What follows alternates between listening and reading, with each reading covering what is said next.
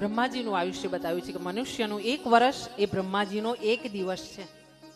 હા, અને આવી રીતે બ્રહ્માજીનો 1 વર્ષ એ ભગવાન વિષ્ણુનું 1 દિવસનું આયુષ્ય બતાવ્યું છે. સમજજો. હા, ના સમજાય તો કશું નહીં, નામ સ્મરણ કરજો તમારા ઈષ્ટનું, એ બધું સમજાવી દેશે, બધું સરળ કરી દેશે.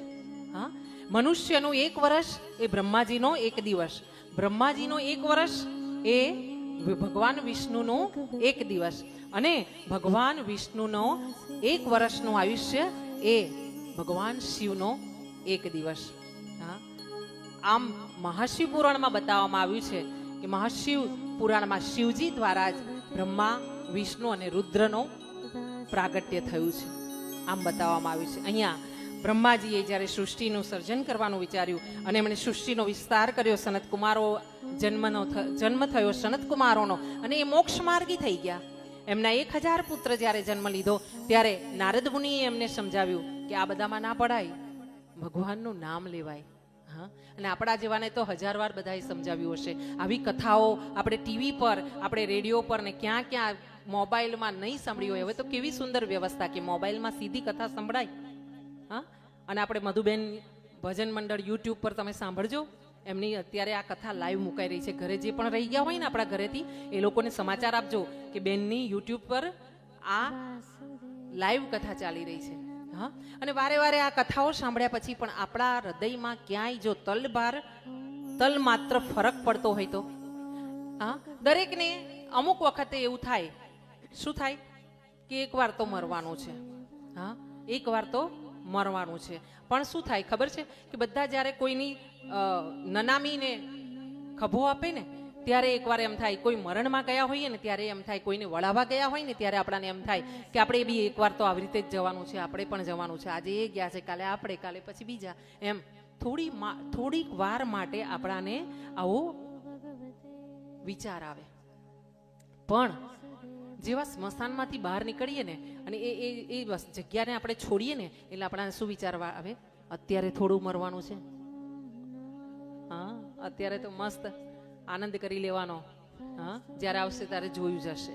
પણ દિવસે દિવસે પલે પલે આપણે મૃત્યુ તરફ આગળ વધ્યા છે. અને એક સત્ય તમને બતાવું, સત્ય હંમેશા એક પ્રભુ છે અને એક મૃત્યુ છે.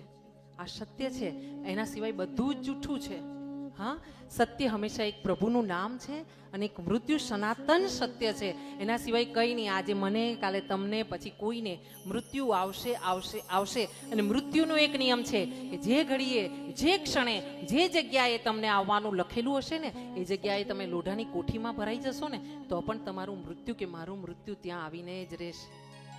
જેટલી ક્ષણોના શ્વાસ આપણા લખાયેલા હશે ને એટલા જ શ્વાસ લેવાશે, એનાથી એક વધારેનો નહીં લેવાય. હા, એટલે હંમેશા યાદ રાખો.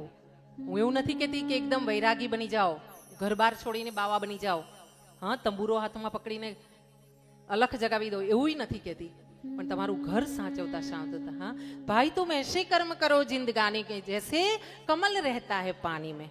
હા, એટલે અહીંયા આવીએ કથામાં અને કહીએ કે બ્રહ્માજીએ જ્યારે સૃષ્ટિનું સર્જન કર્યું ત્યારે 1000 તેમના પુત્રોને એમણે જન્મ આપ્યો, પોતાના માનસ પુત્રોને. ત્યારે એ માનસ પુત્રોને નારદ મુનિએ જ્ઞાન આપ્યું અને એમને તપમાં લીન કરાવ્યા. અને આ બાજુ બ્રહ્માજીને ખબર પડી કે નારદજીએ આવો ઉપદેશ આપીને પોતાના પુત્રોને વનમાં મોકલી આપ્યા છે, પ્રભુના ધ્યાન ધરવા માટે મોકલી આપ્યા છે. ત્યારે બ્રહ્માજી ગુસ્સે થયા, એમને શ્રાપ આપ્યો કે જે રીતે તું આ છે ને વીણા લઈને ફરતો રહે છે ને એમ જ ફરતો રહેજે, તારો કોઈ ઉદ્ધાર થવાનો નથી, તારે હંમેશા ભગવાનનું નામ લઈને આમને આમ ફરતું જ રહેવાનું છે.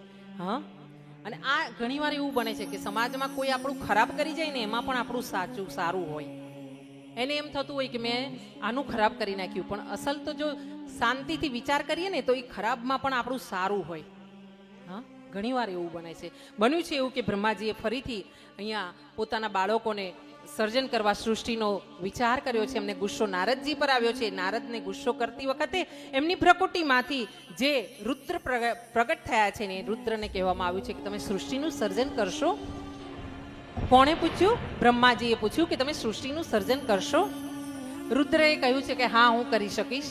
અને તે વખતે રુદ્રને સૃષ્ટિનું સર્જન કરવાનું કહેવામાં આવ્યું છે. અને ધ્યાન આપજો, સૃષ્ટિનું સર્જન જાણે રુદ્ર કરે ત્યારે શું થાય? ડાકીની, સાકીની, પિશાચીની, આમ રુદ્રએ પોતાના જેવા જ અનેક ગણોને ઉત્પન્ન કર્યા છે. બ્રહ્માજીએ આ જોયું છે ને એમણે હાથ જોડીને રુદ્રને કીધું છે, આપ આટલેથી જ ખમૈયા કરો, તમે આટલેથી જ ખમૈયા કરો, તમે રહેવા દો, આ તમારું કામ નહીં, આ મારું કામ છે. તમારું કામ છે પૃથ્વીનો લય કરવાનો.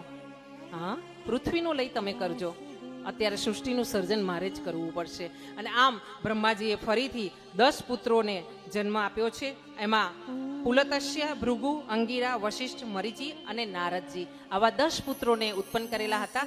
જે પુત્રો બ્રહ્માના માનસ પુત્રો તરીકે આપણે જાણીએ છીએ. અહીંયા આગળ વધતા બ્રહ્માએ પોતાના વામ અંગથી કન્યાને જન્મ આપ્યો હતો. કાલે આપણે આ કથા પર અટક્યા હતા, અહીંથી આપણે આગળ વધી રહ્યા છીએ. પોતાના વામ અંગથી કન્યાને જન્મ આપ્યો અને દક્ષિણ અંગથી મનુ રાજાને એટલે પુરુષને જન્મ આપ્યો. કન્યા એ શત્રુપા અને પુરુષ એ મનુ રાજા તરીકે પોતે પ્રખ્યાત થયા છે. અહીંયા મૈથુની સૃષ્ટિનું સર્જન ચાલુ થયું છે.